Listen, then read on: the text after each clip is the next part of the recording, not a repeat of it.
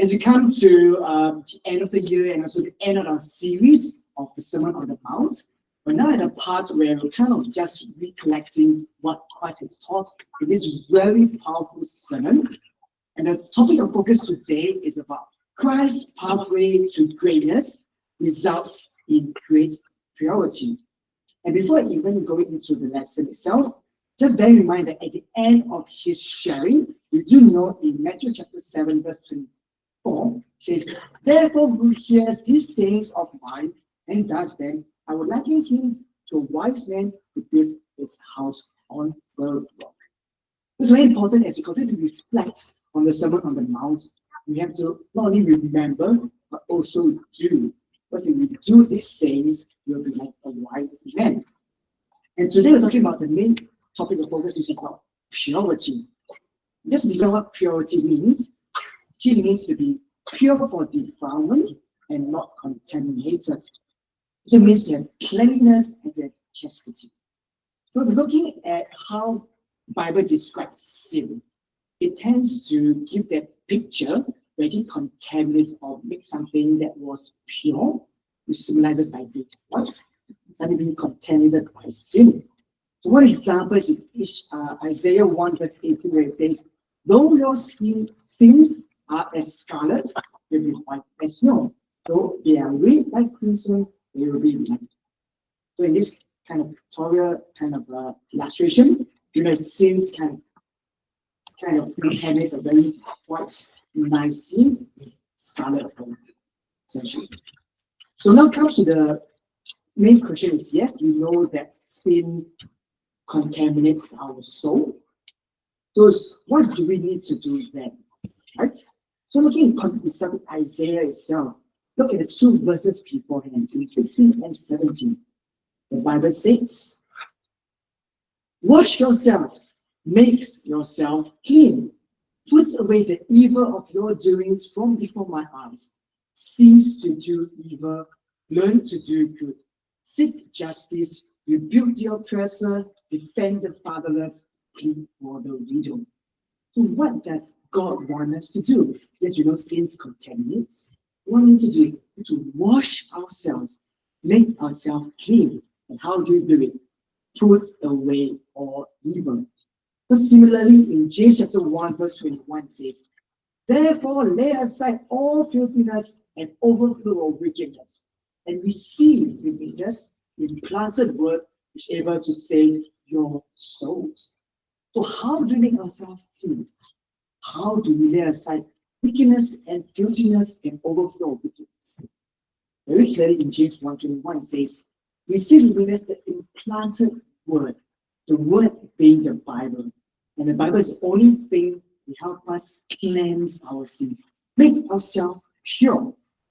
And by doing so, we're actually able to save our souls. But then it comes to the matter of purity. There are so different ways in which how people present purity, isn't it? Because now we're looking into the text that Majia read to us earlier in Mark chapter 7, and looking at the context itself, from verses 1 to 4. And this is a context where the Pharisees were laying a charge to the disciples. And what was the issue? Is that they did not wash their hands before eating. That, and to them, it's actually a big issue to them. That's why, as per their traditions, they have to wash their hands, they wash the cups and pitchers in a very specific way to purify yourself before you consume a meal. And that was what the Pharisees were trying to enforce the disciples on what they need to follow as well. By looking further down with the passage itself of Mark chapter 7, especially from verse 6 to verse 9, I won't read, but just kind of show the big issue that was stated here that Jesus pointed out. The main problem was about this requirement of the Pharisees is that standing as hypocrite, heart is far from God, having vain worship, teaching as doctrines the commandments of men, laying aside the commandment of God and holding the tradition of men. So the Pharisees emphasize so much on the outward appearance of being pure, following the different steps and requirements that, you have to wash your hands, wash your cups and pitchers and all the utensils, whatever, before you eat. They actually forgot what is more important, which is purity from within. The soul has to be pure, not outward appearance alone. And hence why going now to the passage, what Brother Gian has read for us. Talking about Mark chapter 7, verse 15, all the way until 23. So, and talking about the idea of, Jesus giving this very powerful illustration. It's not what enters into you that defiles you, or what comes from within. Because to the Pharisees' concept, if your food is pure, then you are pure. And it's what the emphasizes anyway. But Jesus actually kind of let the correct understanding what purity is like. So just give a very simple example, when you eat and consume any food, whether it's clean or dirty, you might almost get a tummy. But your stomach kind of eliminates the viruses and it doesn't contaminate you as a person. And that's the whole idea of man itself. But what is more important is focusing on verse 20 to 23. What comes from within? And the Bible says all of this evilness, evil thoughts, adulteries, fornication, murders, thefts, covetousness, wickedness, deceit, blasphemy, pride, foolishness. All of these evil doings, evil deeds, evil thoughts, these are the things that defile a person, that makes a person contaminated and not pure. And that is the main focus of purity. It's not on the external. Of course, it's important to be clean, yes, and that's not the point. The point as a Christian, what God expects of us about true purity comes from within and not the external appearance of it. So today, as we go into the examples of Christ himself, because remembering talking about Christ's perfect greatness, we're looking at this example. As we read in 1 Peter chapter 2, 21 to 22, when Christ has left us an example, we should follow his steps. And then it then quotes, who committed no sin was deceived found in his mouth. Really the best sentence to sum up Christ's life. Despite the challenges that he faced, he was still had no sin, and there was no deceit from his mouth. So if that is the best example of how we can live a pure life. So looking at Christ's example, and today I'll be sharing for the example of the wilderness, and also of course going back to the Sermon on the Mount, Matthew chapter 5 to 7. We then learn from how can we truly be pure. So today I'll go through 4 different areas in which we need to consider because of our purity. Not exhaustive, but just for the purpose of today, 4 main areas. The first area is purity in doctrine. We'll start looking at the example of Jesus in the wilderness. And I'm pretty sure that you're quite familiar with this passage in Matthew chapter 4 words. And talking about the very first temptation that Christ has undergone and tested by Satan. Talking about food, and then comparing, and Jesus' response, of you should not live by bread alone, but by every word that proceeds from God. So it's so important that talking about food that's important, more importantly, the spiritual food is even more important for a Christian. And how did Jesus respond to that challenge by Satan every time? He says, it is written. And not only that, you're looking at the devil. The devil also is very, I would say, very crafty. Because even an example in verse 6 itself, it says, for it is written, he shall give his angels charge over you, and in their hands they shall bear you up, lest you dash your foot against a stone. So the devil also knows about scriptures. The devil actually quote scriptures to Jesus, saying, the angels will actually protect Jesus. So, why don't you just show off your power and you just do that, you'll be protected. And that was what the devil was trying to do. The devil knew the scriptures and the doctrine, and what happened? The devil misapplied the scriptures. That is the main issue here. And of course, we know that Jesus actually responded, it is written. And then giving the correct application of that. So it's important for us to know that, because the doctrine itself needs to be pure. Because even in the Sermon on the Mount, There's so many examples in which Christ has talked about this multi doctrine as well. So now looking at Matthew chapter 5, we'll be covering many of the different parts of the Sermon on the Mount to highlight this point. So from verse 17 to verse 20 itself, the first states that Jesus again came to fulfill the law, not to destroy it. And we know that the Old Testament law has a purpose, which should guide man in terms of the daily law. But looking especially now in verse 19, it states, whoever therefore breaks one of the least of these commandments and teaches men so shall be called least in the kingdom of heaven. But whoever does and teaches them, he shall be called great in the kingdom of heaven. So importantly, we really need to know that we need to teach and do the commandments. First of all, we need to know what it is first in the first place. What is God's expectation of what is a pure life in God's eyes? So that's important.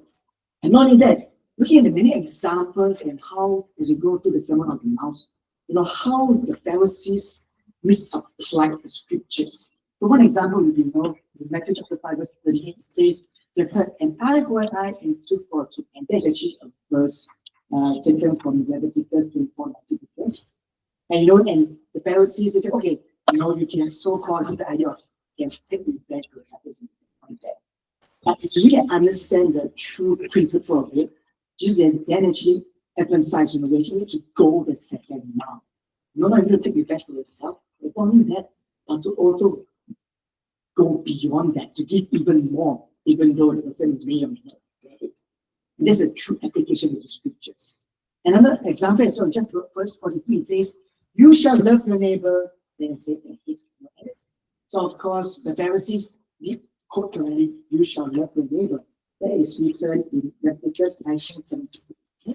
The Bible doesn't say enemy. But if you really look at the concept of scriptures, and Jesus then really clearly state what it is, we actually will love our neighbor and also our enemy as well. So that's actually the true understanding of the scriptures too.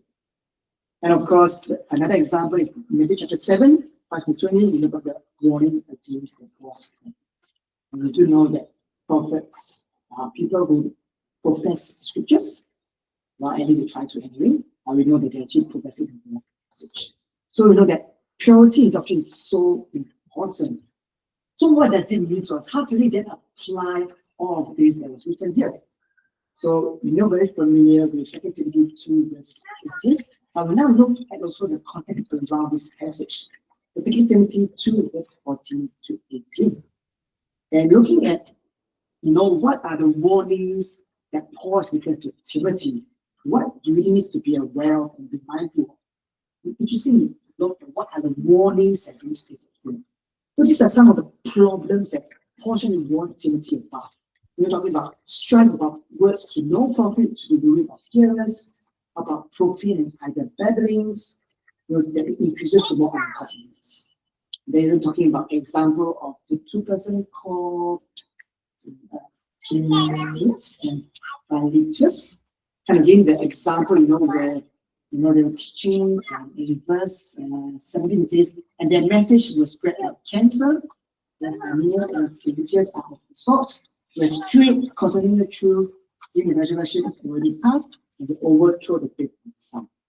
So these are all the issues that the Apostle warned Timothy about, all this issue of not applying the scriptures properly and not living correct life. So what is the solution? And we know very familiar with verse 15. It says, be diligent, therefore, to present yourself approved to God. A worker who does not need to be ashamed, rightly dividing the word of truth. So to overcome these problems that we stated in the verses surrounding this passage, we need to be diligent and study. Why? So that we can know what is true and what is falsehood. So that you need purity in the doctrine. So it's important that we get godly knowledge. Absolutely important that knowledge. On top of that, we get wisdom on how to apply that knowledge. Because remember, the Pharisees had the knowledge as well, but they misapplied the scriptures and they became traditions of men. And once you have godly wisdom, then we know we need to spread the gospel, teach the saving message, the good news to everyone that we come in contact with. And not only teaching the message, but also to defend, because we know that with false prophets, there will people who challenge the teachings of God. And we need to have that knowledge and the skill to then defend the gospel. That's how then we can remain, having pure doctrine and living it in our lives. That's the first thing will be purity in doctrine. The second thing I'm going to suggest to you would be purity in deliberation. And going out the example of, once again, Jesus in the wilderness, and looking at verses 5 to 6 itself. And let's turn to that passage. So Matthew chapter 4, verse 5 to 6. This is what Jesus has done, the devil has done. Then the devil took him up into the holy city, sitting on the pinnacle of the temple, and said to him, "If you are the Son of God, throw yourself down, for written, He shall give His angels charge over you. In their hands they shall bear you up, lest you dash your foot against the stone." So what is Christ, what is the devil trying to do? He's trying to appeal to the pride of Christ. See, I have this protection knowledge. I can it's good to just show off that I have this power, isn't it? But it's trying to play with Jesus' mind. And not only that, look in verse 8 and verse 9 as well. Let's just say, that he attempted to give Jesus all the kingdom of the world and the glory. Once again, challenging Jesus' resolve. I can get power, and glory, it's something that you talk to anybody, that's what people want genuinely. They want riches, they want reputation, they want power. I can all the kingdoms of the world, I don't worry about food, I don't worry about money, I have prestige, that's what men strive after. And he's trying to really toy with the mind of Christ. But we know with that, Jesus then responded to say, Matthew 4 verse 10 says, "You shall worship the Lord your God and Him." So Jesus was so strong in his mind in that sense as well.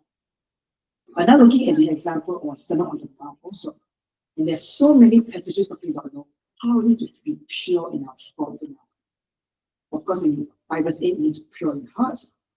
And another example stated in Matthew chapter 5 verse 21 6, talking about murdering, how then you'll be in danger of judgment.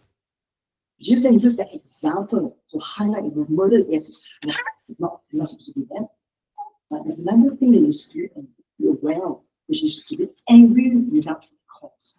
Even just be angry with your brother, without a good reason. You're also in danger of judgment as well. So that's something that you need to bear in mind too, angry without cause. And also, giving a further example in verse 27 of adultery, and how, the Pharisees focus on the physical aspect of, committing actual act. But Jesus went further, that the fact that you even have that thought itself is really considered a sin. So how, that lust of the heart itself is really considered a sin as well. So it comes all to the mind, but not just the action alone, but the thought, the intent itself is so important as well. But of course, we know in Matthew chapter 6, verse 19-21, where your treasure is, there your heart will be. So, heart, once again. And the next few verses from 25 to 34, about worrying, thinking about, not enough food, not what to wear, the thought itself, And what is the learning of it is we need to worry about this physical person. If we seek God is first. And so another example in Matthew chapter 7, verse 1 to 6 about judging others. And we're not supposed to judge others. Why? We have to look in ourselves first. Whether, are we in the correct state before we start about judging others. So all of this comes to keep a very clear example, a clear emphasis about purity in our thoughts and our hearts. So how then can we apply all of these scriptures? We know in Colossians chapter 3, verse 2, it says, "Set your minds on things above, not on things on the earth."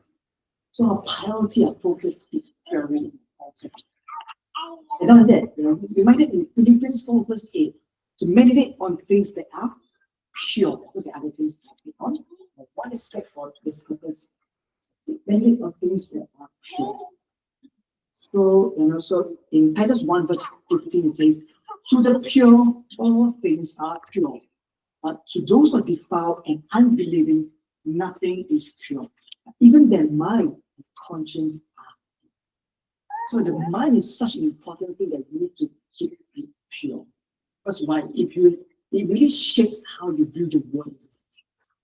You are presented in a situation, it depends on what it is you can react and perceive what you do. So what is important is our perception of everything around us.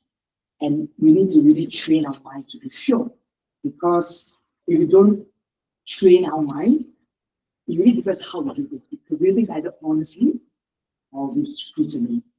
Or do we do things positively or negatively? Or do we do things with godliness? Or do you do things in the worldly sense of things? So the mind is so important. And only if we actually keep our mind pure, then we can then react in the correct manner. So what do we need to do? We need to ask ourselves, what does the Bible say in this situation? What will Jesus do in this context? How should I then think? How should I then react? And what should I then say? All should come and be guided by the scriptures. But it first comes from the mind. So we need to be pure in our thoughts, in delivering stuff. We need to be pure, but of course, being from the way. This is the second area we need to keep ourselves pure, pure in deliberation. Thirdly, purity in deeds. And of course, now looking back in the example of Jesus in the wilderness and how the devil tempted Christ to change the stones to bread, satisfy his hunger. So, and what's challenging this part of context is because, first of all, we know that in Matthew chapter 4, verse 2, it says, and when he had fasted 40 days and 40 nights, he was hungry. So, just the whole context of Jesus, the reason why Jesus went to the wilderness was to fast. And we do know that as part of fasting, it's really more of someone to actually draw near to, where you want to really dedicate that time to focus your heart and mind to following God closer. That was why Jesus actually fasted. That was his intent. But of course, the devil wanted to sway him with that. And by changing stones to bread, he was trying to get him away from his purpose that was to him, appealing to his physical hunger. And and that is something that what Jesus tried to do. What the devil tried to tempt Jesus to do is to kind of see the actions as well. And looking at the Sermon on the Mount also, there's so many things talking about actions and deeds. And in Matthew chapter 5, verse 13 to 16, reminding us to be salt of the earth and light of the world. Our influence, what we do, is so important because others will see how we do, how we live our lives, and that will influence how we can then share the gospel. Talking about how to make charitable deeds, 26 verse 1 to 4, we should not go and blow and say, oh, I've done this, I've done this. That's not the point. We have to do charities. Yes, are not in crowd and department. In similar manner for fasting also, Christ taught in verse 16 and verse 18, fast is another way to fast. Because your fast is good, but then you did not show off to others also. And in verse 24 for chapter 6 is we need to talk about serving the correct master. And do we serve God or do we serve mammon? And what we do determines who we are serving ultimately. And also, in another example, in Matthew chapter 7, 21 to 23, how people profess to follow Christ and doing so many things for Christ. But at the end of the day, how did Christ then describe what they've done? It's actually lawlessness. This is such a sad thing because there's so many people in the world that truly want to do things for Christ, but yet because they're not guided by the truth, they know that's actually pointless in God's eyes. So deeds and purity is so important. So how can we apply this then? We know in James chapter 4 verse 17 that he who knows to do good and does not do it, it is sin. So we need to do good. And of course, we also know in 1 John 3, verse 17 to 18, whoever has these words good and sees his brother in need and shuts his heart up from him, how does the love of God abide in him? My little children, let us not love in word or tongue, but in deed and truth. So yes, important intent in the thought, but we also need to show it in actions as well. For this example, when someone is in need, and say, "Oh, go away," yes, doesn't help the situation, doesn't it?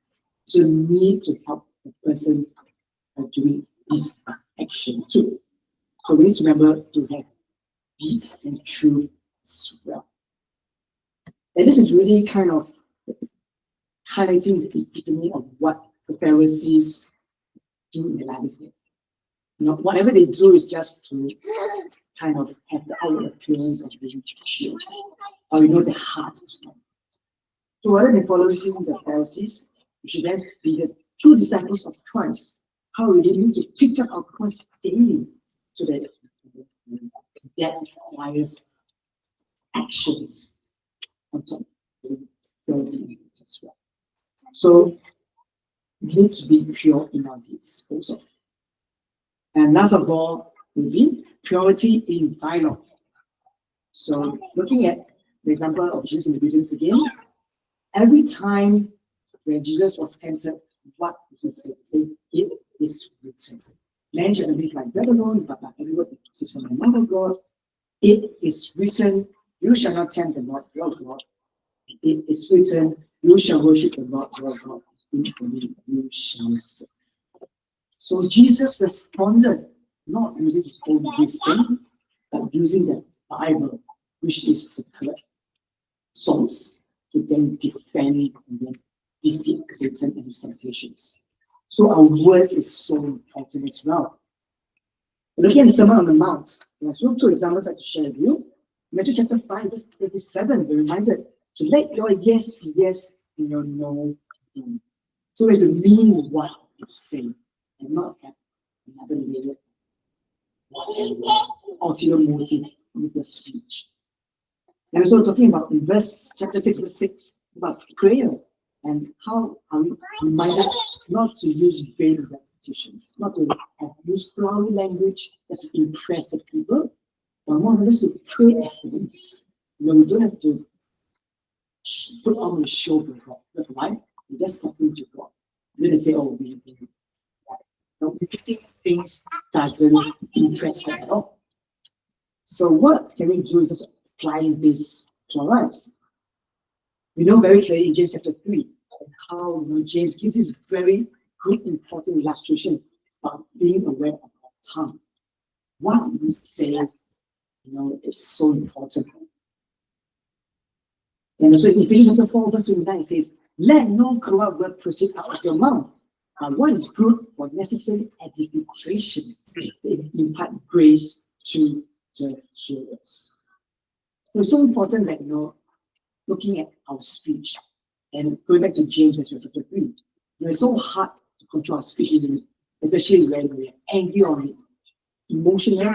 Sometimes we let's speak certain things that we shouldn't say. So many times I myself have done so many things that say so many things I like to say. And it's so important that we really need to keep our speech pure. So some things that we should not engage in would be suggestive or degrading conversations, swearing, lying, foul language, angry words, cursing, any kind of things that we speak and the manner we speak is very important. We need to keep our speech pure. We keep our dialogue pure. So today, as we wrapped up this sharing about Christ's greatness, pathway to greatness results in great purity. First of all, we know that purity, or true purity, has come from the heart. The food we just talked about earlier in Mark 7. And looking at the example of Christ in the wilderness, also the many wonderful messages in the Sermon on the Mount, we're reminded to keep ourselves pure in doctrine, purity in deliberation, purity in deeds, and purity in our dialogue. And by keeping all these aspects of our life pure, then we can really be pleasing to God by learning from Christ's example and teachings. And as we move forward to the new year, it's something that we could put that as our mission and our focus as well. Because I can tell you, looking at this, you know, what I am feeling happiness, obviously, I tell you honestly. So okay, we do better, we get better together. And in a very short moment's time, we'll be singing the two identities. To my fellow brethren, it's hard. These things is hard to consider, isn't it? We will feel it at times. But if we have the resolve to do it, we can. Just with Christ, we can overcome everything. But not only that, not only do we have Christ, but we need each other as well. You know, it's difficult to be in the world of living. So let's not come together as a family, encourage each other to keep ourselves pure in doctrines and in relationship to be reconciled. And we can become stronger, we can become purer. And to those who are not part of the Christian family, you know, talking about being pure, we can be sure we can share with the scriptures on how to live a pure life that's pleasing to